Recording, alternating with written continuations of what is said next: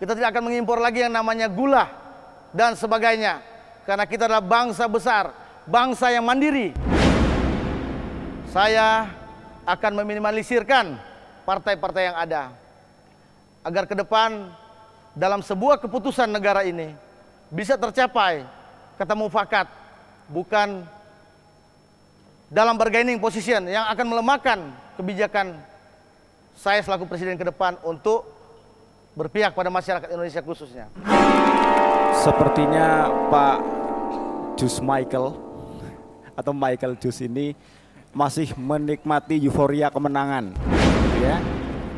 Masyarakat sangat menunggu-nunggu pidato Anda, tapi saya merasakan pidato Anda masih agak kurang vitalitas. Beatnya itu agak kurang, gitu ya. Jadi banyak masyarakat yang saya pikir kecewa dengan beat pidato yang Bapak sampaikan. Ya Bapak Presiden, saya setelah mendengar pidato Anda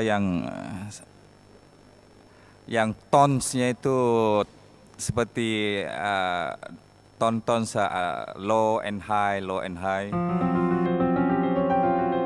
Saya tertarik dengan apa yang menjadi wacana Bapak tentang pertanian 40 juta hektar sawah baru. Ya. Pertanyaan saya, untuk tahun 2029, apakah Bapak bisa merubah mindset rakyat kita bahwa tidak makan kalau tidak makan nasi? Ataukah Bapak punya mindset bahwa orang Indonesia itu memang harus makan nasi? Sementara ada sebuah standar internasional bahwa negara yang maju itu akan terlihat dari perubahan pembangunan yang ada.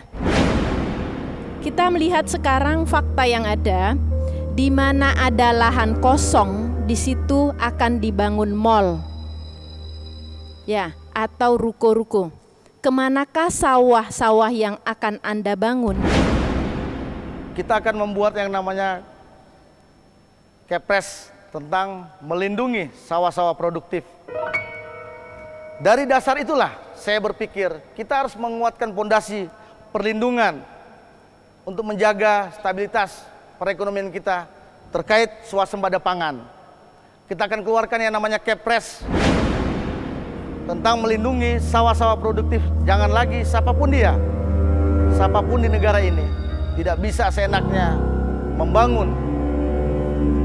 Nah, mungkin kita perkuat masalah hukum melindungi yang namanya sawah-sawah aktif tadi. Mungkin itu. Kita lihat nanti peluangnya di segmen berikutnya. Don't go away.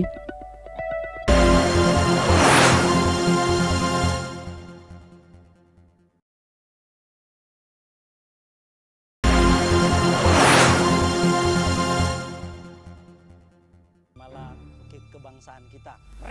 Perjalanan audisi AM Presiden di Kota Manado memasuki segmen terakhir.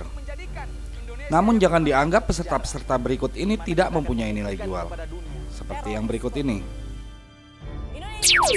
Dan selanjutnya ini adalah datangnya dari jurnalis. Wow, biasanya kalau jurnalis sekali ya datang ya, ada mahasiswa, ada dosen, dan sekarang jurnalis ya. Sekarang jurnalis, langsung aja kita panggil Pengasihan Susanto Amizan. Kita sebagai negara yang besar, negara yang memiliki 250 juta penduduknya, bisa menjadi kekuatan politik, kekuatan pertahanan, kekuatan ekonomi dunia ini. Ekonomi harus kita letakkan pada kepentingan nasional, kepentingan rakyat seluruh Indonesia, bukan hanya kepentingan sekelompok pengusaha besar. Kita punya potensi sumber daya alam yang besar. Kita punya sumber daya manusia yang bisa mengerjakan semuanya itu. Untuk itu, kita kembangkan melalui pendidikan. Maka dari itu, pendidikan menjadi hal yang penting dan utama untuk membenahi negeri ini. Pendidikan harus merata untuk seluruh anak negeri mulai dari Sabang sampai Merauke. Persoalan korupsi harus kita berantas sampai ke akar-akarnya. Jika saya berbuat korupsi, gantung saya di Monas. Dan selanjutnya langsung saja Steven Foke. Saat ini saya mau membawakan tema mengenai sampah plastik menciptakan lapangan pekerjaan. Penghargaan terhadap pemulung itu harus kita berikan. Tanpa pemulung yang memilah dan memilih sampah, kita akan hidup di tengah-tengah sampah. Sampah mungkin orang berkata bahwa sampah itu tidak akan dipakai lagi. Sampah itu dibuang. Tetapi bagi pemulung, sampah itu adalah kehidupan. Hadirin sekalian, di sini masyarakat akan mempunyai peluang kerja. Di sini masyarakat akan tumbuh menjadi masyarakat yang luar biasa makmur dan sejahtera. Dan yang mau saya sampaikan di sini ada satu yang namanya kata bijak. Saya mau sampaikan bahwa salah satu bentuk penghargaan terhadap hidup kita adalah dengan menghargai hidup orang lain. Ini dia Viko Onga. Dengan optimisme yang besar, saya bercita-cita mengeluarkan para pakar-pakar di semua lini bidang, sehingga nantinya dari pakar-pakar ini kita mampu mengangkat harkat, derajat, dan martabat bangsa kita, berdiri sama tegaknya dan duduk sama rendahnya dengan bangsa-bangsa lain. Menjadikan Indonesia bukan nomor 1 di Asia, bukan nomor 1 di Asia Tenggara, bahkan bukan nomor urut 4 atau 3 di dunia, melainkan menjadikan Indonesia menjadi kekuatan pertama bidang perekonomian di dunia. Saya mempunyai optimisme besar bahwa yang pertama dalam penataan struktur atau penataan infrastruktur pemerintahan secara balance, yakni ibu kota negara akan saya pindahkan, bukan lagi ada di Pulau Jawa, tetapi ada di Pulau Kalimantan. Bangsa Indonesia adalah archipelago state. Bangsa Indonesia adalah bangsa yang plural. Dan bangsa Indonesia adalah bangsa yang heterogen. Dan langsung saja kita panggil Pearson Rambing. Saya akan membuat satu grand strategi, di mana grand strategi itu akan menunjukkan kepada dunia bahwa Indonesia ke depan bisa. Saya sebagai presiden menomorduakan kaum kapital. Saya akan lebih tingkatkan kesehatan benar-benar gratis. Saya akan lebih tingkatkan pendidikan benar-benar gratis. Dan saya akan tingkatkan kesejahteraan ekonomi kerakyatan benar-benar bergerak dan benar-benar tersentuh oleh rakyat kecil. Inilah yang menjadi harapan saya sebagai seorang presiden. Cukup variatif dan penuh kejutan rupanya peserta dari Manado. Dan inilah oleh-oleh terakhir dari Makassar. Woman in Match, Claudia Togas. Ini dia, kita undang Claudia Togas. Sebagai presiden, saya akan menolak gaji saya sepanjang masa kerja saya. Dan yang kedua, saya akan membuka lapangan kerja di setiap lini dan saya juga akan membuka lowongan kerja khusus kepada mereka yang belum pernah bekerja.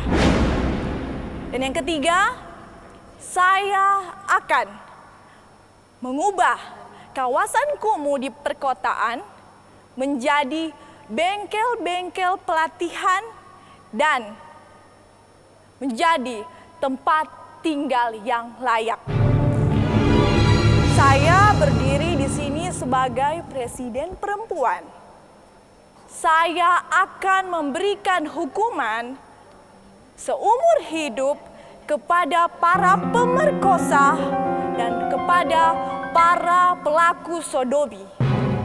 Mari katakan tidak untuk kriminalitas, korupsi, perselisihan, dan terorisme. Indonesia, let's we think, let's we do with love. Saya super excited sekali ya, karena sesaat lagi kita akan melihat siapakah ketiga orang yang terpilih dan beruntung untuk mewakili Kota Manado di Jakarta nanti, bertemu dengan Bapak Asmi juga ya. Yang pertama yang akan menuju ke Jakarta, Selamat kepada Jendri France 40116. Yang kedua 40109. Bapak Hurt. Oke, selamat kepada Michael R. Jacobus. I'm Presiden, Manado bisa, Indonesia bisa.